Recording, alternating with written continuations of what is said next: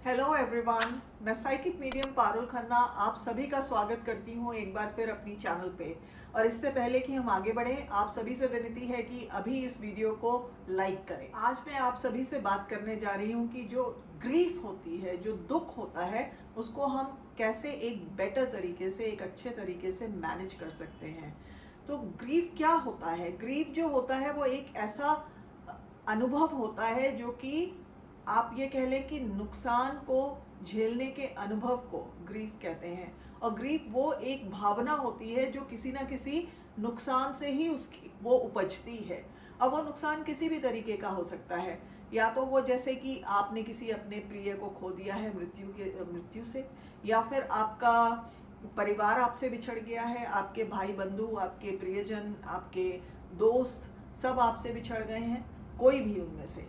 और या फिर आप जैसे किसी जगह, दूसरी जगह चले जाते हैं, आपका घर छूट जाता है, आपका जगह स्थान छूट जाता है, तो उस तरीके का। या फिर आपका जो अपना ऑफिस में काम होता है या फिर आपका बिजनेस होता है, वो शायद अगर उसमें कुछ नुकसान हो जाता है, उससे भी ग्रीफ आती है। या फिर आपका कोई पैसों का नुकसान हो जाता है, हेल्थ का नुकसान हो जाता है, अपने यूथ का, अपनी आयु का नुकसान हो जाता है। कई लोग होते हैं जिनको ये पता है कि मैं बहुत बीमारी से ग्रस्त हूँ और ज़्यादा दिन नहीं बच पाऊंगा, तो वो लोग भी ग्रीफ में चले जाते हैं। तो इस तरीके से ग्रीफ के कई कारण होते हैं, लेकिन आज जो कारण हम आपसे बात करने जा रहे हैं वो होगा कि आप जब किसी प्रियजन को मृत्यु की वजह से खो देते हैं, तो वो जो एक आपको भारी नुकसान होता है उस इंसान के जाने से, उसको आप अपनी ग्रीफ को, उस दुख को आप कैसे मैनेज कर सकते हैं एक अच्छे तरीके से, क्योंकि वो बहुत अत्यंत ही आवश्यक होता है उसको मैनेज करना। और इसी के बारे में मैं आज आपसे बात करूंगी। जब ग्रीफ होती है तो आप ये देखते हैं कि आपके सोचने का, आपके बात करने का, आपके फील करने का, हर चीज अनुभव करने का हर तरीका बदल जाता है। और ग्रीफ जो होती है, जो दुख होता है, वो सभी के लिए अलग अलग तरीके से आता है। ज़्यादा महसूस करना, कोई कम महसूस करता है, सबके लिए ग्रीफ की जो एक जर्नी होती है ये अलग अलग होती है सभी के लिए। लॉस कह लीजिए, नुकसान कह लीजिए, हानि कह लीजिए, क्षति कह लीजिए, ये जब भी होती है किसी भी तरीके से, किसी भी वजह से हो आपके जीवन में, लेकिन उसमें आप देखेंगे कि होता एक ही चीज़ है कि आप दुखी होते हैं, आपको बहुत दुख मिलता है। और जब हम लोग दुखी होते हैं तो हम लोगों को आप देखेंगे कि फिजिकल, मतलब आपके बॉडी के हिसाब से, और इमोशनल आपको पेन मिलता है, दुख मिलता है। आप मेंटली बहुत स्ट्रेस हो जाते हैं। तो लोग, आपने देखा होगा, जब दुख में होते हैं तो अक्सर उनका रोना ही बंद नहीं होता, स्पेशली जब वो दुख होता है उनके किसी प्रिय जन के जाने से, मृत्यु को प्राप्त होने से, कि आंसू नहीं थमते, रोना नहीं रुकता। उनको आप देखते होंगे कि उनको नींद नहीं आती, वो सोना उनके लिए बहुत मुश्किल हो जाता है, खाना पीना त्याग देते हैं, भोजन नहीं करना चाहते, उसमें कोई इंटरेस्ट नहीं रहता, कोई भी चीज़ में इंटरेस्ट नहीं बचता, रुचि ही नहीं रह जाती कुछ भी करने के लिए। उनको ऐसा लगता है कि जैसे उन्हीं का जीवन समाप्त हो गया हो। वो इस स्थिति में आ जाते हैं, वो कॉन्सेंट्रेट नहीं कर पाते किसी भी एक चीज़ के ऊपर, अपना दिमाग पूरी तरह से स्थिर नहीं कर पाते, और उनको कोई भी डिसीजंस लेने में बड़ी मुश्किल आती है। जैसे कि कोई भी निर्णय करना हो तो उन्हें नहीं समझ आएगा, दिमाग इतना भरा होता है दुख से। तो दुख में रहना, ग्रीव करना एक बहुत नॉर्मल चीज़ है, और स्पेशली जब आप किसी को खो देते हैं तो इसमें कोई वो नहीं है। ये हमारा एक, कह लीजिए, हमारे जीवन का एक एक्सपीरियंस ही होता है, एक ह्यूमन लाइफ के एक्सपीरियंसेस में गिना जाता है। जब हम किसी को खोते हैं तो हम इतने दुखी हो जाते हैं कई बार कि हमें ये लगता है कि वो इंसान कैसे भी करके हमारे पास वापस आ जाए।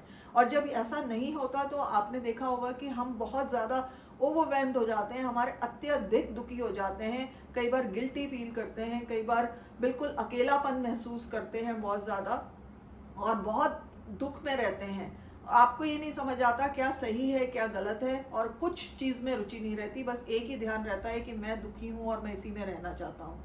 लेकिन आपको ये समझना ज़रूरी है कि शुरू में जब ऐसा होता है, जब आपका ये शुरू होती है ग्रीफ जर्नी, तो बहुत स्ट्रॉन्ग होती है, बहुत ज़्यादा कठिन होती है। आप हर समय वही सोच रहे होते हैं, वही उसी के बारे में, उसी स्थिति में रहते हैं।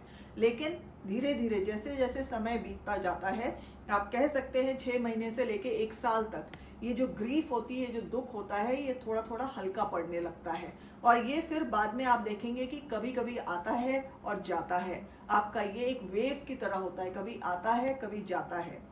तो ये ग्रीफ का क्या होता है, क्या सिम्टम्स होते हैं जब आप ग्रीफ करते हैं या दुख में होते हैं? आप बहुत दुखी होते हैं, अत्यधिक दुखी, आप नाराज़ होते हैं, कई बार आप गुस्से में होते हैं, जो चला गया उससे नाराज़ हो जाते हैं, कभी अपने पे नाराज़गी दिखाते हैं, कभी आप गिल्टी फील करते हैं, कभी आप किसी को दोषी देते हैं। और कई लोग तो इस हालात में आ जाते हैं कि वो अपनी ग्रीफ को, अपने दुख को मानना ही नहीं चाहते। वो अंदर से बहुत दुखी होते हैं, लेकिन ऊपर से ये दिखाते हैं कि अरे हमें कोई असर नहीं हुआ, हमें कोई फर्क नहीं पड़ रहा, लेकिन अंदर बहुत दुखी रहते हैं। तो ग्रीफ सबके लिए अलग अलग तरीके से दिखाई देती है। और ये एक अंदर आप कह लें कि ऐसी उथल पुथल मचा के रखती है। ये जो दुख होता है, ये ग्रीफ होता है, ये सभी के लिए अलग होता है, लेकिन इससे कोई छूटा नहीं है, सभी को इस जर्नी से निकलना पड़ता है। ग्रीफ को या दुख को मैनेज करने के कई तरीके होते हैं। उसमें से पहला तरीका ये है कि आप अपने इमोशंस को प्रोसेस करने के लिए कुछ जगह बना सकते हैं, यानी कि अपनी भावनाओं को संसाधित करने के लिए एक स्थान, एक जगह बना सकते हैं अपने जीवन में। इसका क्या अर्थ हुआ? इसका ये मतलब हुआ कि आप अपने डेली लाइफ में जो भी आप कर रहे हैं, आप दुख में हैं, लेकिन फिर भी आप अपने जीवन में अपने हर दिन, प्रतिदिन या प्रति हफ्ता जिसे कहते हैं, हर हफ्ते कुछ समय ऐसा निकाल सकते हैं, निश्चित कर सकते हैं कि जहाँ पे आप कुछ और चीज़ें करेंगे, कुछ और एक्टिविटीज़ करेंगे, जिससे कि आपकी जो इमोशंस हैं, भावनाएं हैं, वो उसके थ्रू आप दिखा सकें, एक्सप्रेस कर सकें, उनको लेट गो कर सकें। तो वो क्या हो सकता है? जैसे कि आप वॉक कर सकते हैं, नेचर में जाके, गार्डन में जाके आप डांस कर सकते हैं, आप एक्सरसाइज कर सकते हैं। आप लोग रोते हैं, बट हर समय रोना भी ठीक नहीं है, इसलिए आप कुछ लिख सकते हैं, लेखक की तरह कुछ जर्नलिंग कर सकते हैं, आप कुछ भी हेल्दी कर सकते हैं, कुछ एक्टिविटीज़ मतलब आपको करनी होंगी अलग से। एक समय निश्चित करना होगा प्रतिदिन, जैसे कि 1 घंटा निकाल लिया हर रोज़, कि जहाँ पे कि आप सोचें कि अब मुझे ये काम करना है, अपना जो इमोशंस है, अपनी भावनाएं इस माध्यम से एक्सप्रेस करनी है मुझे। तो आपको कोई ना कोई ऐसी एक्टिविटी लेनी होगी अपने प्रोसेस करने के लिए अपनी भावनाओं को। और उसमें जब आप भावनाओं को कर रहे हो प्रोसेस, तो इतना भी प्रोसेस ना करें कि उसी में खो जाएं, फिर आप बाकी चीज़ें छोड़ दें। इसलिए थोड़ा सा कुछ समय निकालें प्रतिदिन या प्रति हफ्ता या प्रति मास कह लें, लेकिन उसको मोर सो कि रोज़ के रोज़ कुछ ना निकालें और अपनी ग्रीफ को बाहर आने दें, उसके माध्यम से, अपनी एक्टिविटी के माध्यम से उसे बाहर आने दें। दूसरा तरीका कौन सा है? वो है प्रैक्टिस सेल्फ केयर। मतलब आप सेल्फ केयर जो आप करते हैं हमेशा या करते आए हैं शुरू से अपने लिए, अपने को स्वस्थ रखने के लिए, खुश रखने के लिए, वो एक्टिविटीज़ अगर आपने छोड़ दी हैं तो उनको फिर से लें। क्योंकि जब ग्रीफ होती है, जब दुख होता है, तो वो हमारे फिजिकल, हम यानी कि हमारे शारीरिक और हमारे मानसिक उसमें तनाव पैदा करती है, और मेंटल भी एगनी देती है, दुख देती है, और उससे हमारे वो सिम्टम्स जो हैं वो फिजिकल बॉडी पे और मेंटल बॉडी में, इमोशनल बॉडीज पे दिखने लगते हैं। तो उसको बैलेंस करने के लिए एक बहुत अच्छा तरीका होता है कि आप खुद की केयर करना शुरू करें, आप खुद को अप्रिशिएट करना शुरू करें। सेल्फ लव जिसे कहते हैं, खुद के लिए, स्वयं के लिए जो प्रेम होता है, आप वो दिखाएं अपने आप के लिए, अपनी सोल के लिए, अपने शरीर के लिए, उसकी केयर करें। आप कुछ अच्छे एफर्मेशंस बोल सकते हैं, रोज़ के रोज़ एफर्मेशंस कर सकते हैं, अपने को अप्रिशिएट, खुद को अप्रिशिएट कर सकते हैं, अपनी अच्छाइयों को लेके खुश हो सकते हैं कि आप क्या कर रहे हैं। और उसके अलावा आप एक पूरी अच्छी नींद ले सकते हैं, समय पे सोइए, समय पे जागिए, अच्छी 6 से 8 घंटे की नींद हो गई, अच्छा पौष्टिक खाना खाइए, आप योगा कर सकते हैं, आप मेडिटेट कर सकते हैं, ध्यान लगा सकते हैं। आपको जिसमें भी रुचि है, जो भी आपको लगता है कि आपका सेल्फ केयर, आप इस तरह से खुद की केयर कर सकते हैं, आप उसमें ज़रूर उसको करना शुरू करें यदि आपने छोड़ दिया है। और यदि कर रहे हैं अभी भी लेकिन उतना नहीं, तो उसको थोड़ा बढ़ा दें, उसको थोड़ा इंक्रीज़ करें, उसमें ज़्यादा इन्वॉल्व हों, जिससे कि आपको वो जल्दी हील करने में आपके इमोशंस को हेल्प कर सके। नंबर 3, आप अवॉइड करें, आप बचिए उस चीज़ से कि आप लंबे समय तक इस ग्रीफ में या दुख में बने रहें। ये बिल्कुल ठीक नहीं है आपके लिए, क्योंकि जब आप बहुत लंबा टाइम, जैसे महीनों, हफ्तों, महीनों या सालों तक उस ग्रीफ में रहना चाहते हैं, तो वो आपके शारीरिक, आपके मानसिक और आपके इमोशंस के लिए बिल्कुल सही नहीं है। वो आप पर ही भारी पड़ना शुरू हो जाते हैं और वो उसका इफेक्ट नेगेटिव होता है आपकी बॉडी पे, आपके माइंड पे, आपकी स्पिरिट पे, हर तरीके से आपके इमोशंस पे। तो वो चीज़ बिल्कुल ठीक नहीं है। तो आपको जानबूझ के, आपको रोज़ के रोज़ कुछ समय निकालना पड़ेगा कि आप उस इमोशंस को किसी और तरीके से बाहर करें, उसको अपने से निकालें, रिलीज करें उन इमोशंस को, ग्रीफ को, उस दुख को, और उसमें से थोड़ा अपने प्रेजेंट मोमेंट में, अभी जो आपके आसपास है उस पर भी थोड़ा नज़र डालें, थोड़ा उस पर ध्यान दें कि कौन लोग हैं मेरे आसपास, कौन सी चीज़ें हैं मेरे पास, या कौन सी सिचुएशंस हो रही हैं मेरे आसपास, और जो भी हैं, जो आपको सपोर्ट भी जैसे कर रहे हैं, लोग हैं, आपकी फैमिली है, फ्रेंड्स हैं, और लोग हैं, या जो चीज़ें भी हैं, क्योंकि हर चीज़ में एनर्जी होती है। तो कुछ चीज़ें जो आप यूज़ करते हैं, हर चीज़ के लिए आपको ग्रेटफुल होना चाहिए, उसको अप्रिशिएट करना चाहिए। ग्रेटफुल होने का क्या वो मतलब होता है, अर्थ होता है कि आप उसके लिए कृतज्ञ फील करें, कृतज्ञता फील करें और कृतज्ञ होएं।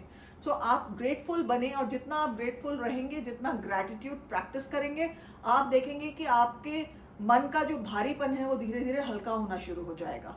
क्योंकि लव एंड ग्रैटिट्यूड में इतनी पावर होती है कि वो अच्छे से अच्छे, कह लीजिए, जख्मों को या दुखों को हर सकता है। तो आप उसको प्रैक्टिस करना शुरू करें। हर चीज़ के लिए ग्रैटिट्यूड रखिए, हर चीज़, हर इंसान जो आपके आसपास है, what ever situations also, be grateful for that. आप हर चीज़ के लिए कृतज्ञ होना शुरू करिए। नंबर 4, आप उस चीज़ को बहुत अप्रिशिएट करिए कि जो लोग आपके साथ इस दुख की घड़ी में खड़े हैं। आप, हर कोई इंसान आपके साथ खड़ा हो ये ज़रूरी नहीं है। कई लोगों को वो खड़े होना चाहते हैं, पर उनको ये नहीं समझ आता कि कैसे आपको क्या करें कि आपको कुछ सांत्वना दे पाएँ। तो वो आना ही नहीं चाहते, क्योंकि उन्हें समझ नहीं आता कि हम क्या करें जाके। तो वो उस चीज़ से बचने की कोशिश करते हैं।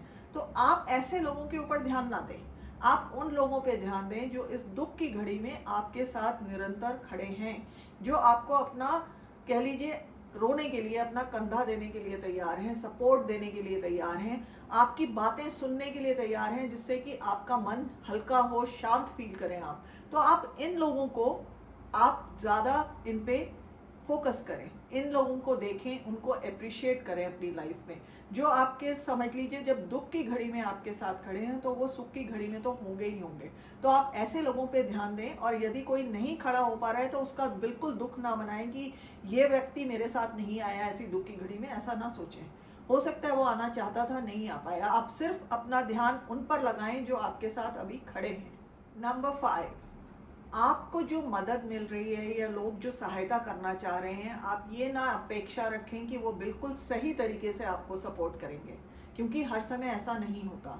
कई बार आप देखेंगे कि आपके लिए किसी की मृत्यु के बाद आपका जीवन बदल जाता है, तो उन लोगों के लिए भी बदल जाता है, क्योंकि उन्हें ये पता है कि आपका जीवन बदल गया है। अब आप उनको आपके साथ थोड़ा अलग तरीके से बिहेव करना है इस टाइम पे, या आपका साथ देना है। तो उन्हें समझ नहीं आता कि क्या सही है, क्या गलत है। हो सकता है वो सही तरीके से अपनी भावनाओं को आपके लिए ना व्यक्त कर पाएँ, या कुछ आपको जो ना पसंद आए ऐसी कोई चीज़ कह जाएं। तो आप इन सब को मन में मत रखें, ना सोचें उसको, ये ना करें कि जो ऑलरेडी आप दुख में हैं और इसका भी दुख एक और बोझा लेके बैठ जाएं। ऐसा करने की बिल्कुल ज़रूरत नहीं है, कोई नीड नहीं है, क्योंकि हर कोई परफेक्ट आपको सपोर्ट नहीं दे सकता।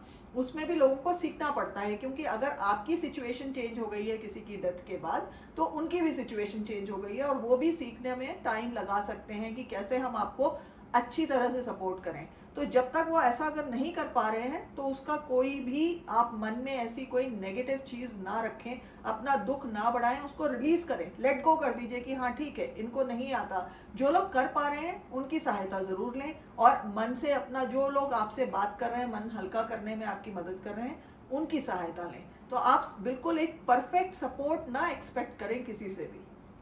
नंबर 6, आप कुछ नई हॉबीज़ एक्सेप्ट करें, उसको एडॉप्ट करें।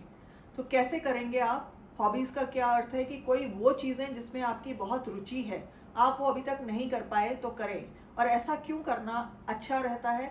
क्योंकि जब कोई आपकी मृत्यु की वजह से कोई आपका लव वन चला जाता है, तो एक तरह से ये समझ लीजिए कि एक स्थान खाली हो जाता है जिसमें कि अभी आपका दुख घर करके बैठा है, लेकिन आपको उस दुख को भी निकालना है धीरे धीरे। तो आपको उस दुख, वो जो खाली स्थान है, आप किससे भरेंगे? आप ऐसी कोई नई एक्टिविटी ले सकते हैं, कोई हॉबी ले सकते हैं। हॉबीज कुछ भी हो सकती हैं, जैसे कि आप गार्डनिंग कर सकते हैं, आप कोई वॉकिंग कर सकते हैं, कोई जर्नलिंग कर सकते हैं, लिख सकते हैं, लेख लिख सकते हैं, पेंटिंग कर सकते हैं, आर्ट कर सकते हैं, म्यूजिक सुन सकते हैं, गाना सीख सकते हैं, कुकिंग कर सकते हैं, बेकिंग कर सकते हैं, कुछ भी जिसमें भी आपकी रुचि रही हो। या तो वो आप अभी तक कर ही नहीं पाए, या फिर आप आपने शुरुआत करी और आप उसको अच्छे से परसू नहीं कर पाए, अच्छे से फॉलो नहीं कर पाए।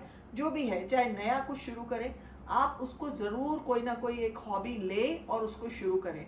मन कर रहा है या नहीं कर रहा है, थोड़ा सा अपने आप को एक तरह से थोड़ा पुश करके कोई नई एक्टिविटी में, कोई नई हॉबी में अपना ध्यान लगाना शुरू करें। चाहे थोड़ा थोड़ा वक्त लगाएं, लेकिन लगाना ज़रूर शुरू करें। इससे बहुत मदद होती है, इससे बहुत सहायता मिलती है आपको अपनी ग्रीफ जर्नी पे चलने की। अपने दुख वाली जो जर्नी होती है उस पर चलना शुरू करें, और इन चीज़ों के साथ, इन हॉबीज़ के साथ आप वक्त बिताना शुरू करेंगे तो वो ग्रीफ जर्नी, वो दुख धीरे धीरे हल्का पड़ने लग जाता है। तो ये भी एक तरीका होता है अपनी ग्रीफ को अच्छे से, अपने दुख को अच्छे से मैनेज करने का। नंबर 7, आप ये सदा याद रखें कि आप इस जर्नी में, इस दुख की राह पर, इस ग्रीफ जर्नी में अकेले नहीं हैं। आपके साथ बहुत सारे लोग हैं जो इस ग्रीफ जर्नी में साथ साथ चल रहे हैं। खाली वही नहीं जो आपका परिवार है, उसके अलावा भी आप देखेंगे कि बहुत लोग होते हैं जो कि आपको इस ग्रीफ जर्नी में आपका साथ देते हैं। और वो क्यों देना चाहते हैं? क्योंकि वो खुद भी इस ग्रीफ जर्नी से निकल चुके हैं, इसके ऊपर चल चुके हैं। डेथ एक ऐसी चीज़ है जो हर परिवार में आती है, और जितना लंबा समय आप जीते हैं, जीवित रहते हैं, उतने ज़्यादा लोगों को आप देखते हैं, उतनी ज़्यादा डेथ्स भी देख सकते हैं आप अपनी फैमिली में। तो हर कोई को इसका एक्सपीरियंस होता है कि कैसे डेथ के बाद क्या फीलिंग्स होती हैं, उनको कैसे उससे उभरा जा सकता है। ये जर्नी होती है ग्रीफ की, दुख की जो राह होती है, उस पर सब लोग चल चुके हैं। और जो चल चुका है आपके साथ के लोग, वो आपकी फीलिंग्स को, आपके इमोशंस को बहुत अच्छे से समझते हैं। तो इसलिए आप इस राह पे अकेले नहीं हैं ग्रीफ की जर्नी में। कभी कभी आप अपने लिए समय निकाल सकते हैं जब आप अकेले अपने ग्रीफ कर सकते हैं, ग्रीफ कर सकते हैं अकेलेपन में। लेकिन ज़्यादातर आपको ये कोशिश करनी चाहिए कि आप दूसरों से कनेक्ट करें। जो लोग आपका दुख शेयर कर सकते हैं उनके साथ कनेक्ट करें। जितना आप कनेक्ट करेंगे आपको अच्छा फील होगा, क्योंकि वो आपको समझ सकते हैं और आप उनका दुख समझ पाएंगे। तो एक शेयरिंग हो जाती है, एक दुख की शेयरिंग से धीरे धीरे भी दुख हल्का होना शुरू हो जाता है। और ये भी, इस तरह से भी आप अपनी ग्रीफ को, अपने दुख को मैनेज कर सकते हैं। नंबर 8, आप क्या कर सकते हैं? आपकी जो स्पिरिचुअल टीम है, आप उससे सहायता की पुकार लगा सकते हैं। आपकी स्पिरिचुअल टीम कौन सी हुई? जिसमें आपके स्पिरिट गाइड्स हैं, आपके एंजल्स हैं, आपके असेंडेड मास्टर्स हैं, आपके जो प्रियजन हैं जो अब दिव्य लोक में हैं। आप किसी से भी विनती कर सकते हैं, प्रे कर सकते हैं उनसे।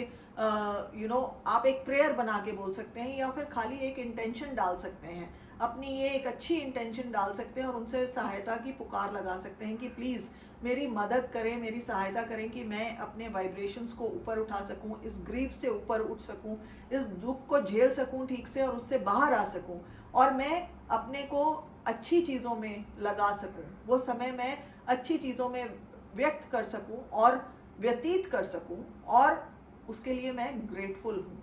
ऐसा मेरे लिए सहायता करें, मेरी सहायता करें। आप ऐसी पुकार कर सकते हैं, ऐसी प्रेयर कर सकते हैं, ऐसी इंटेंशन डाल सकते हैं अपने स्पिरिचुअल टीम से। तो स्पिरिट गाइड से, एंजल से, असेंडेड मास्टर से, लव वंस इन हेवन, किसी से भी आप ये पुकार कर सकते हैं। नंबर 9, अगर आपको लगे कि आप 6 महीने से ज़्यादा हो गया आपके प्रियजन को मृत्यु को प्राप्त किए और आप उससे अभी भी अपनी ग्रीफ से, अपने दुख से बाहर नहीं आ पा रहे हैं, तो आपको ज़रूर एक प्रोफेशनल हेल्प की ज़रूरत होती है।